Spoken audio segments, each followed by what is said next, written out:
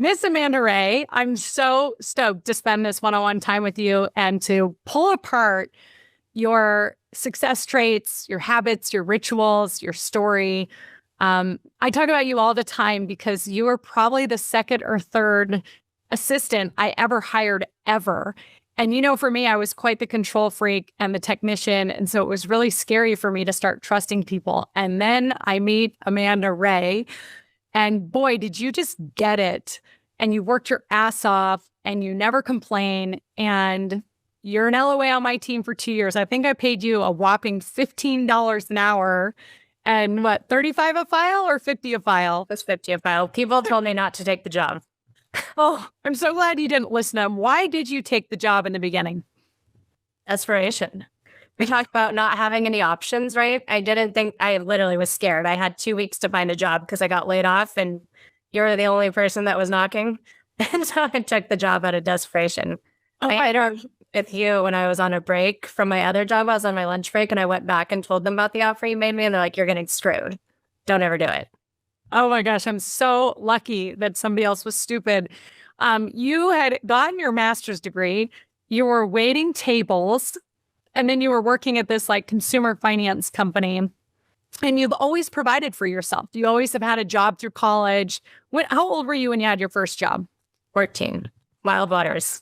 14. By the way, that's an interview question I love to ask because those that know the value of hard work and know the value of a dollar really appreciate it and take care of it. And that's been your story. So you've gone from $15 an hour to having, you joined me in 2012 after 2 years of being an LOA, became an LO.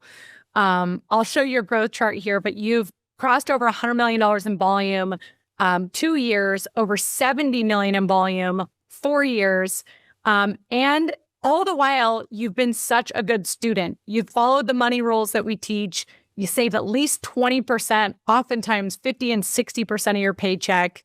I'm just going to come out and say it, but you've got a net worth over $4 million, Amanda, and you've been in this industry now 12 years. Did you ever think that was how it was going to go? Or does it do you still pinch yourself and go, holy crap, look what's happened? Yeah, no, I definitely never thought it was going to go like that. No. And you're how old? And tell us about your family. Yeah, so I'm 38 now. It's funny you asked, did you ever picture that? I remember this one distinct moment in college. And they said that because I took economics classes, and they said there's a study that says that once you, a happiness study based on your income, and it says once you reach $60,000 or more, there's no extra happiness. It's not true. That's not true. That's not true.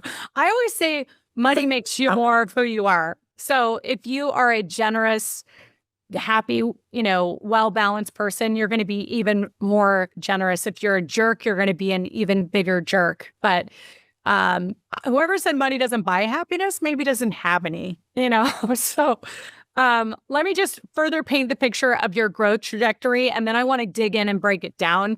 So you jumped into being your own LO. I'm showing this Salesforce screen in 2014, closed 56 units your first year out the gate. Second year, 151 units. So from 56 to 151, you had to triple your second year, then to 203, then to 239. 2018, that's when the Fed started raising rates. You slipped back just a little bit, 226, then 311, then 418, and 394, 400 units a year during COVID. And this year, you're on pace. Well, you're at 50-something million in volume year to date. So you'll slowly hit back over 60, 65. I looked at your production. You've got 20 units on the board here in September 24. And next month, you're already showing 32 loans on the board, my friend. But you know what's cool? Outside of the fact that you've closed 2,500 loans, you've helped 2,500 families and closed 679 million in volume. Amazing. Is that you've built a servicing portfolio that is equally as impressive. You have 1,100 clients, 1,122 clients that are getting a Guild mortgage statement every month with your name on it, $330 million in volume. You've gotten asked many times to speak on stage at our national conferences and teach breakouts because your customer retention is ridiculously high. So why do you think that is? Why do customers come back to you? What strategies and tools and techniques do you deploy to do that?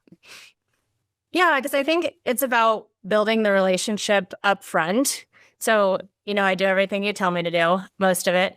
But you said you have to meet customers face to face. So I've always done that. I literally meet every single customer face to face. And this is why COVID was actually a great thing for our business, because most of our clients live here locally. So it's really easy to meet them face to face because we force them to come into the office. And then, of course, a lot of people moved to Nevada. So those people can't come into the office. So I used to do a lot of phone calls. And I never felt like I built a stronger relationship with our remote clients as I did with the ones that lived here locally. And then COVID, and we learned about Zoom. So now all those clients that are remote that I used to do the phone call meetings with, we do Zoom meetings, which to me is the exact same thing as face-to-face. So never do anything over the phone. I meet the people, we look at each other, we laugh, we smile. I can see what's in their background. They can see my fake background. And you just build a deeper relationship. It's memorable when that's the only thing that I can really think of. I mean, obviously I care about our customers. I think most people do, but the face-to-face has been huge. So I'll never forget a day you came and worked with me, and your primary job as an LOA was to help manage the lead tracker. And that's, top 3 job duties is accurately and quickly pre-qualify clients within 4 hours, update the referring partner every time, and fill up Shayla's calendar with pre-approval meetings. Those were your top 3 job duties.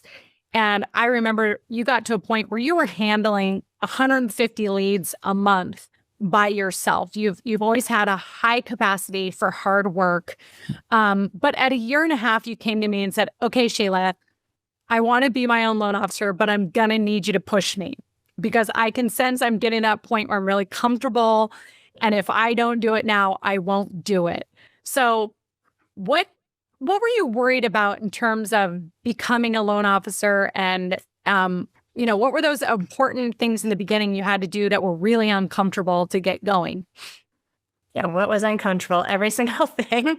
So yeah, I remember coming in to start working for you. And of course, I didn't know what a loan officer was, but I'm super introverted person. The calls and the seeing the people and the putting yourself on the line, that's not natural. And it's still not natural. I know I've sat outside of networking events and in my car, I need to chug a beer or something or pump myself up because it doesn't ever feel natural. And so I told you, I'll never want to be a loan officer. I never want to do sales. I never want to be a salesperson. It was just never in my wheelhouse. But then you start seeing the money that the salespeople make versus what you're making. And I guess I should force myself to do this and push myself to do it. So everything was hard. Going out and meeting a realtor was hard. Meeting a client was hard. Going to a networking event, every single thing about being a loan officer and doing sales was hard. Every single thing. Not one thing came natural except the numbers. The numbers is the only thing that comes natural. I'm glad I started you with the numbers so that you're okay, I'm good at this thing. And then, and then you've worked to push yourself to be uncomfortable. Well, you provided the exact path for me because you not only told me about loans, but I watched you. You're this is how you get business. You go and meet with people. You should do this many face-to-faces. You call realtors. This is what you say to realtors. You just laid out the exact path. So even though it wasn't comfortable to do, I knew the steps that I had to take. The path was clear. Getting yourself to do the steps, you just have to force yourself. It's fantastic. I have this philosophy and this theory that a lot of loan officers right now are struggling mentally, right? Because it is so challenging. It's been so hard. But I think that the ones that are struggling the most maybe haven't really had real hard in their life. Or maybe they've just never had a job that really, really sucks before. And so their perspective is off. They're thinking this is hard when my hard was I was out putting flyers on people's cars at night and cold calling out of the white pages and living on an air mattress in my office being so broke. That to me was hard. My parents getting divorced at a young age. That was hard and adversity. What's some of the hard that you've been through that keeps your perspective right and allows you to stay courageous? Yeah. And I think it goes back to the question, is this job hard? Like, is it? So my husband does construction. So he tells me about his day. And we're in Reno. It snows. It gets down below, below freezing some days. And he's working outside. Yeah. He's working in the wind. He's working in the rain. He lays asphalt and it's like 100 degrees and he's laying asphalt and he has a little heat gun and it's like 300 degrees. Like, that job is hard.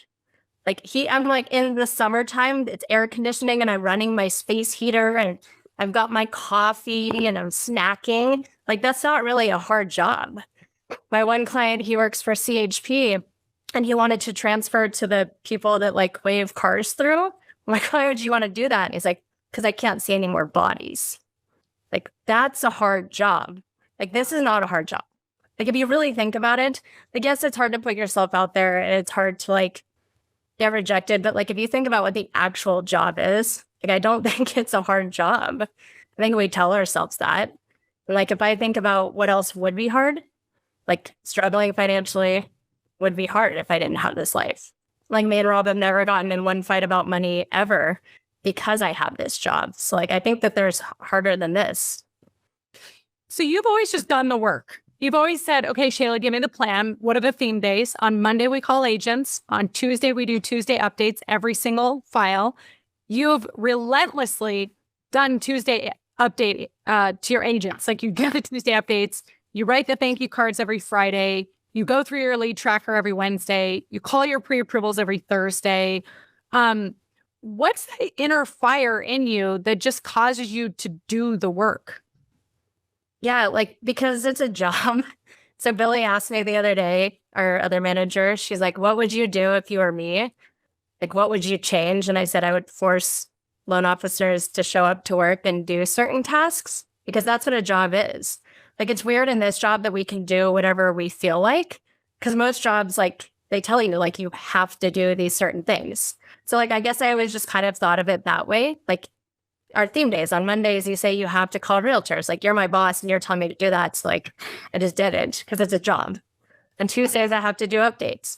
You have to write 10 thank you cards a week. Like, that's what the job is. So, I guess I never just thought of it as, like, really optional. Isn't that amazing? It's my job, and those are my tasks as a worker. Yeah, and you've been such a soldier in the sense that you show up to every sales call that we have. I mean, it is literally out of 52 weeks, you're maybe missing 2 or 3, and it's for a vacation. So you are the one that has literally showed up. You do your budget every month. You show up to coaching, and you just do the basics. And I think the reason this job also gets hard is, and why we get mental about it, is because we go and do it in a big burst, and then we burn out.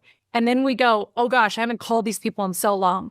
Oh, I haven't called anybody in my pipeline for 3 weeks. And we just kind of start hiding from it. But somehow you've stayed on your front foot. You've stayed continuing to get uncomfortable. What are some of the things you've done in the last 24 months to keep your volume in place? Because you're one of the few teams that has had to, you haven't laid people off. You've got 3 people on your team. You're consistently hitting 20 loans a month. What are the things that you've had to do to pivot and adapt and get uncomfortable to keep the business coming in? Yeah, so I think I give myself less options than some people because I do have a team. So, like, if I, fuck off, it's not a big deal for me because I could probably take a couple months off and be fine. But, like, my girls definitely can't take a couple months off work and be fine. So, like, that pressure is always there. Plus, like, I think of how they look at me. So, like, if I show up before them every day and stay longer than them every single day, like, I think it helps them look up to me. If they're like, hey, we're in this together, like, we're grinding on this together. You're not out golfing or like whatever you're doing. So like, I show up this exact same time every single day. I leave at the exact same time pretty much every single day. And because if I'm here, there's no other options if I'm at the office. Like, I can't do laundry or cook or whatever it is that people can do when they're at home. Like, if you're at work, you're not just going to stare at your computer and do nothing. Like, you're going to do work. So just having that consistent schedule. But then, like, there's things that I don't want to do. I've started going to open houses.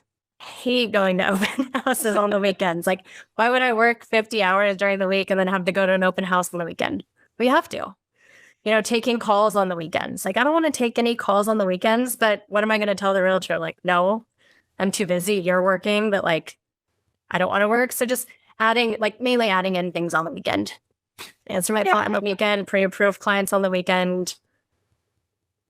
So those have been the sacrifices that you just say it's what's required in this market. I can't let a lead slip through. I can't let a deal slip through because I didn't feel like working on the weekend. Like nobody does, but every lead and every deal is precious right now. There's not extras.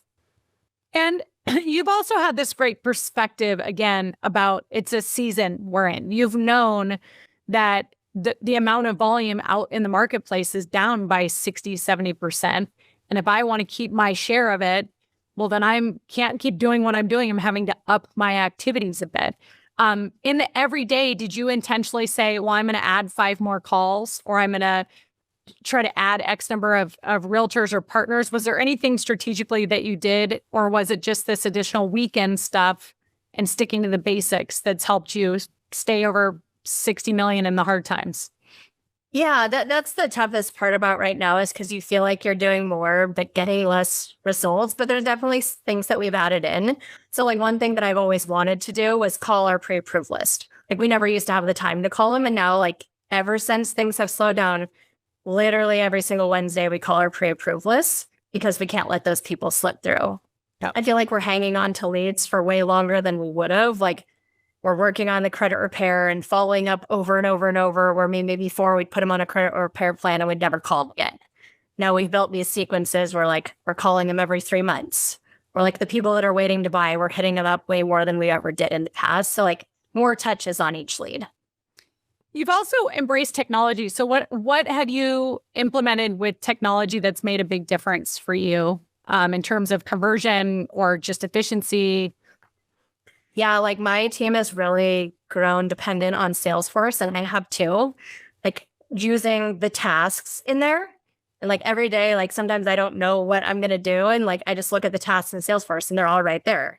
Like I'll never be able to forget about anybody, and I don't even know how I did it before when I did everything on an Excel sheet and like didn't use the follow-up systems in Salesforce. So like anytime, like I met with some clients the other day, they're getting married November 30th. Set myself a task force, Salesforce, November 20th. I'll send them a wedding card. Like it just takes the thinking out of it. It's just, you just show up, you look at the list, you're like, oh yeah, that's what I wanted to do today. It's fantastic. You are an Enneagram 5, which is a rare Enneagram, I think, for salespeople. And I just want everybody to know that it's more the plan than the person. It's your mindset and it's your perspective. An Enneagram 5 really likes their privacy, really likes to know everything. And I don't know what you learned the other day when we had this conversation in Catalyst, but how have you seen your personality and figure out how to leverage who you are to do this business authentically to you and to your strengths? Well, yeah, it's kind of interesting because me and my other teammate, Sarah, are both Enneagram 5s. But very different in certain ways, but like very similar in certain ways. And it is interesting because I know when we did the strength finder and we looked at all the loan officers and everybody had different strengths, but we're all doing the same job. I just assumed every single person as a loan officer would have the exact same strengths and they were all different. It is weird how you can use them in different ways. Yeah. So I don't know how to answer exactly on like what I've done. Well, I know you're a learner and you're an achiever, which is you'll do whatever it takes to get the job done. You've got a high stamina for your work ethic and you're strategic. So, you know, what I've observed about you is that you know what you're good at and you sell from your desk. Like I'm constantly going, Amanda, get together a group of people. It's really efficient. You have a lot to teach and you have a lot to give, but you're not somebody who's out networking and you're not on podcasts and you're not on stages and you're not, you know, doing happy hours. Like you're selling from your desk and that's the way you've built your relationship. So as I've pushed you a little bit lately, what are some of those things that you've done to try to get more group or to keep up on your visibility? Yeah, I guess you're right. And I always used to get in my head kind of about that, like thinking I'm not doing like the flashy or shiny things that like a salesperson is supposed to do. Like, and I always think about what I'm not doing instead of thinking about the things that I am doing. And then you ask me those questions and it makes me reflect back. Like, it's just been all about consistency. Like you were saying, like those short bursts, like, no, Like, it's just about showing up to work every single day. And like, you beat that greatness tracker into me. But like when we were doing our contest and you're like, you have to do this many calls a day and you have to do this many meetings. And I was like writing them down. And now we're not in the contest. And I have a call and I was like, oh, I should write that down. I was like, wait, I'm not even tracking it today. So it's just those things that have been ingrained. 60 phone calls a week, 15 meetings a week. And I'm not really doing anything shiny or fancy, but I am doing the calls and the meetings and the face-to-face consistently for a decade. Yeah. So just like the momentum hasn't stopped. Yeah. And you're one of your core values that you promote is your availability. I work hard, I'm in the office, and I'm available. And the next loan officer might say, I'm dynamic, I'm fun, I'm easy to work with. And the next loan officer might say, I'm a great sales trainer and motivator and inspirational person. You have to figure out what it is that is your key strength and what you enjoy doing, and then squeeze every drop from it, right? Yeah. I will say, when I said to you, you should send an email every single week to your real estate agents, you said, okay, and you've never stopped. So what are those kind of value bomb emails you send? Yeah, so I do a video every single Friday to our agents. One, because like I'm not out seeing them a lot, so I want to make sure that they're seeing my face every single week. It's kind of funny. I went to an event and this realtor ran up to me and I'd never seen her before. And she's like, oh my God, I feel like I know you. I feel like you're my friend because I see your video every single week. And I was like, cool. Okay, I guess it works. Like people don't always reply back. So sometimes I just assume that they're not watching them, but I think people just don't respond. But I do a video every single Friday and I try to bring something of value. Something that would help them, something I learned that week by listening to a podcast or a video I watched or a program that came out and say, this is why it's relevant to you, or a story of a client that I helped. So just something that I think will help them that week and just that's positive. And I know agents have commented and said, there's a guy in our office meeting that's a loan officer and he's Debbie Downer every week and you're positive every single week. So just some kind of like happiness and positivity. But how it can help them. And you're adding agents all the time to that list. If they were a listing agent or somebody referred them to you, you're just growing that over time. All right, so let's finish with your 10X vision. What is it that you're looking to build next? What are you excited about? Yeah, I had an aha moment. So my 10X vision, so my son just became a freshman in high school. So my goal was like work for 4 more years and then retire. That's been my whole goal. And then I was listening to that book, the 10X book, actually. And when they were doing the commentary on Audible, they were talking about how everybody works just to retire. And they're like, well, could you create your job to where even if you didn't have to work there, you'd want to work there? So I started thinking like, well, okay, instead of retiring, like what would actually make me want to work? And so definitely working less hours. So I want to work 30 hours a week. Good. I want to be able to take a month of vacation every single year. Good. I want to do that all while making $1 million. Like that's the vision. So I decided that I need to get a lot of junior loan officers to work with me because my capacity is here. So I need more people so that we can raise our capacity. So if I could work less and make the same or more, that's it. That's the best. And that would make me want to keep working, as if I could leave work early every day, go home, spend time with my family, but still come to work, just not as much.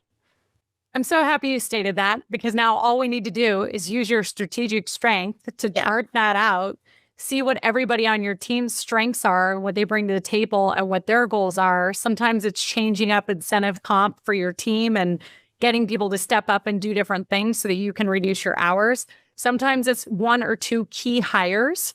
And sometimes, like you said, it's opening yourself up to be a leader in a new way, bringing on some juniors and teaching and training them. So, Amanda, I'm so proud of your journey and how you show up and how generous you are, that you'll let people watch your pre-approval meetings. You'll show them your strategies. You've spoken on stage nationally, and you're just an engaged, awesome, consistent loan officer and friend to be around. And you're damn fun. And I love traveling the world with you, and Rob and Gail and I have a blast with you. So thank you for this. I'm stoked to help you go get that 10X vision. Yes. Thanks, boss. See ya. Bye.